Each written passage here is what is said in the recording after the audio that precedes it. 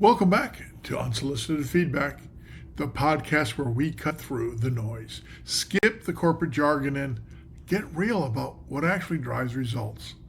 Because let's be honest, hope is not a business strategy.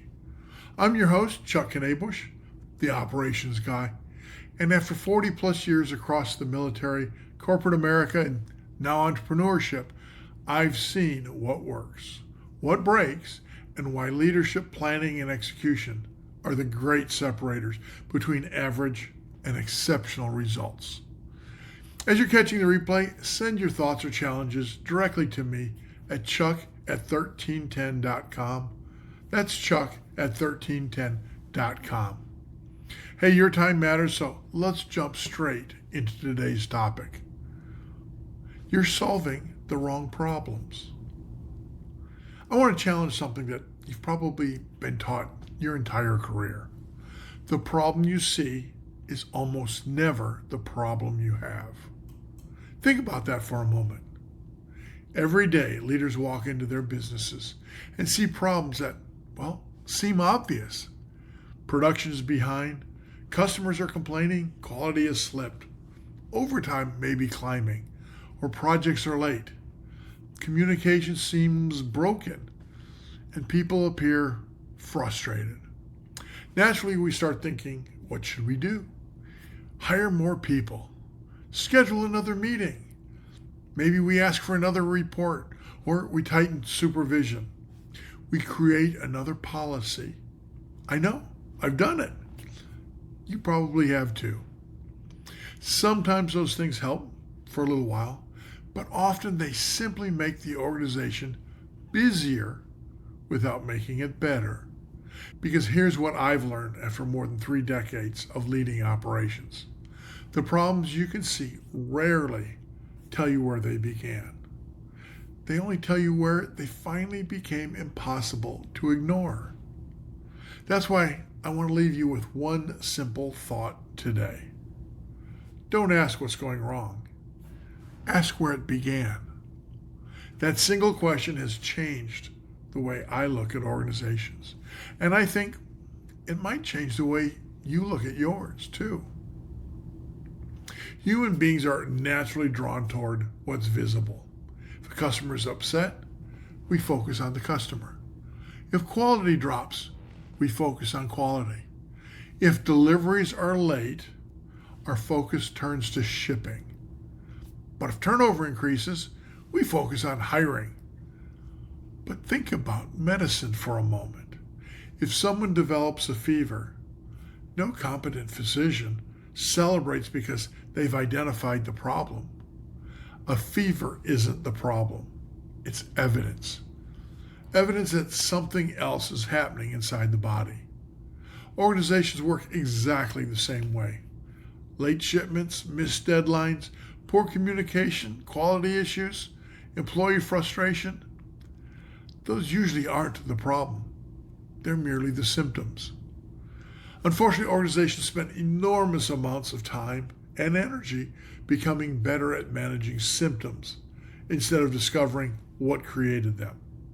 That's why many companies keep solving the same problem over and over again. The symptoms change, the underlying gap never does.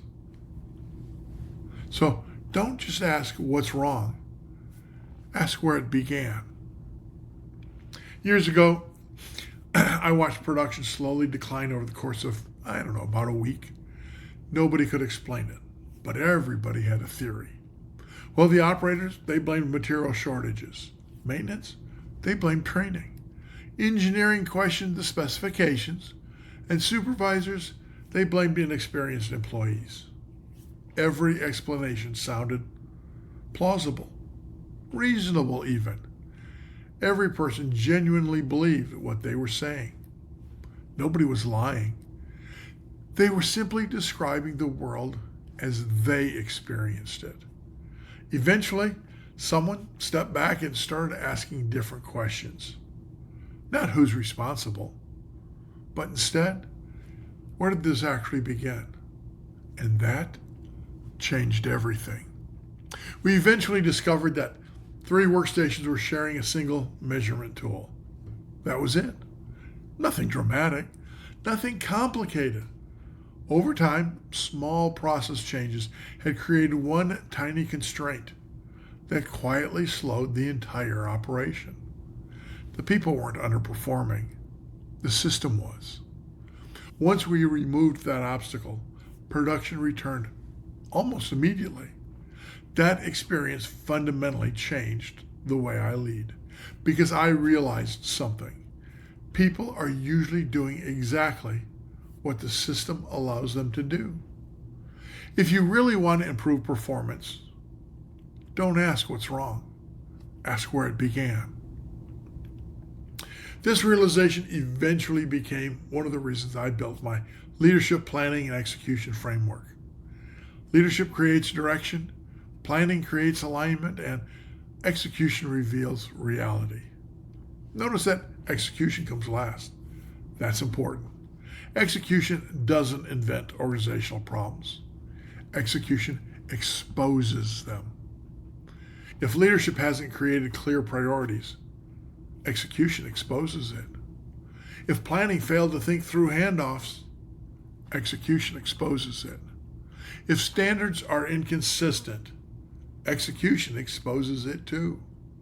If responsibilities aren't clear, execution exposes it. Execution simply shines the light on whatever leadership and planning left unresolved. That's why I often say execution doesn't create organizational problems. It exposes the ones that leadership and planning failed to eliminate. When organizations struggle, leaders often conclude, we have an execution problem. Maybe, but execution is often just the messenger. Hey, don't shoot the messenger. Ask what the messenger is trying to tell you. Don't ask what's wrong. Ask where it began. Here's an idea that makes some leaders uncomfortable. Organizations produce exactly what they've been designed to produce. Now, before you object, I'm not suggesting you intended poor quality or frustrated customers or even inconsistent execution. I'm saying organizational design isn't limited to an organization chart. Design includes every standard, every process, every approval, every decision path, handoff, priority, expectation, every communication pattern. Some of those decisions were intentional. Others, well, they simply accumulated over time. But together, they create the environment your people work within every single day. And that's why I believe every operational gap is evidence of a design decision, whether intentional or accidental. People rarely create those conditions. People experience them. If capable people consistently struggle, don't immediately question the people. Question the design. When organizations encounter problems, leaders naturally want to add something.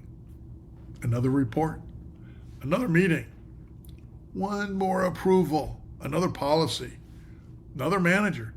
Sometimes these things are necessary.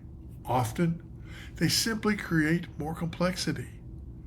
I've become convinced that organizations rarely run out of effort. They run into friction. Unclear priorities create friction, as do duplicate approvals. Waiting, that creates friction. Interruptions create friction. Confusing handoffs and missing standards both create friction. Every one of those quietly steals capacity from your organization. But great leaders understand something many managers never discover. They don't improve performance by demanding more effort. They improve performance by removing the obstacles that prevent capable people from performing at their best. Well, that's leadership. So let me leave you with one final question. This week, think about the biggest problem you're trying to solve. Now ask yourself, is that really the problem? Or is it simply where the real problem finally became visible? Because once you begin looking upstream, everything changes. You stop blaming the people. You stop chasing the symptoms. You stop managing the crisis. Instead, you start improving systems, removing friction, building an organization that consistently produces the results you actually want. And every time you're tempted to react to the next problem that lands on your desk, remember this one question. Don't ask what's wrong. Ask where it began, because that's where great leadership starts. Thank you for watching. If this perspective challenged the way you think about leadership, planning, and execution, I'd appreciate it if you like this video. Subscribe to the channel and share it with another leader who might benefit from it. Until next time, remember, hope is not a business strategy. And that's a wrap for today's episode of Unsolicited Feedback. Thanks for joining me, but don't just nod along. Apply something from today's conversation, because results don't show up just from listening. They show up because you did something. Even one small action this week will move the needle farther than a month of good intentions. If you want to go deeper, scan the QR code. Schedule a 30-minute chat session. I'd love to hear how you're using planning, leadership, and execution to make sure hope never becomes your business strategy. Drop a comment and like the episode. I'm Chuck Knabusch. Until next time, stay focused, stay disciplined, and don't you dare rely on hope.